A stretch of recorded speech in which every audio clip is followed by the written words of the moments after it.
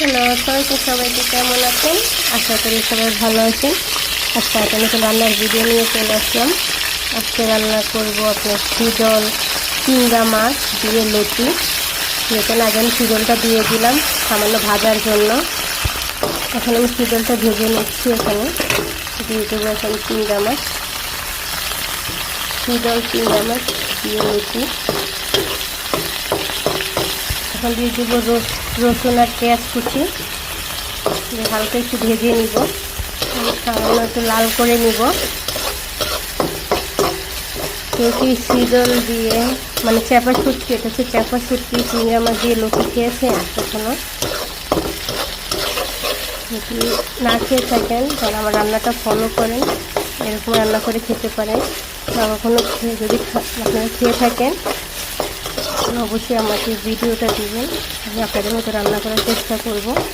এখানে আমি আগে সামান্য একটু পানি দিয়ে নিচ্ছি।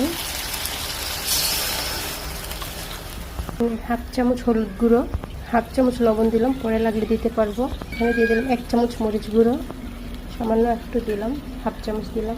এখানে মশলাটা একটু কষাই নিচ্ছি চুলার আঁচটা বাড়ি দিয়ে। এখানে আমার মশলাটা কষানো হয়ে গেছে। এখানে আমি লতিগুলো দিয়ে দিব। এখানে আমরা লতি বলি, কচুর মুখিও বলি, কচুর বই। এটাকে ভালোভাবে নাড়া দিয়ে নিব। এটা আমি ভালোভাবে নাড়া দিয়ে নিছি। এখন আমি সামান্য ঢেকে দিব। রান্নাটা দেখেন কতটা সুন্দর কালার আসছে। প্রায় হয়ে গেছে চিংড়া মাছ দিয়ে লতি আর শীতল। এটাকে শীতলও বলি, আমরা চাপা শুটকিও বলি।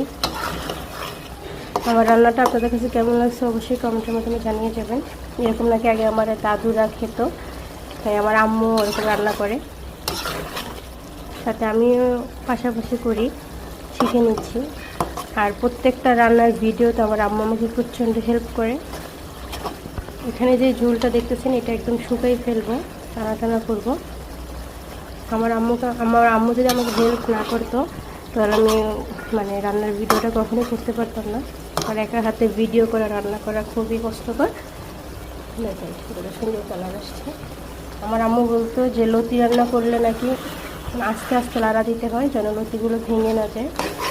আমি আমার আম্মুর কথা মতোই করতেছি। পাশ দিয়ে আমার আম্মু যদি ভিডিও করে আমি রান্না মানে লাড়া দিই তরকারিতে, যদি আম্মু রান্না করে তাহলে আমি ভিডিও করি, দুজনে একসাথেই। আবারও আমি একটু ঢেকে দিব ঝোলটা শুকানোর জন্য। আমারটা যাতে প্রায় সেদ্ধ হয়ে গেছে, আবারও ঢেকে দিচ্ছি।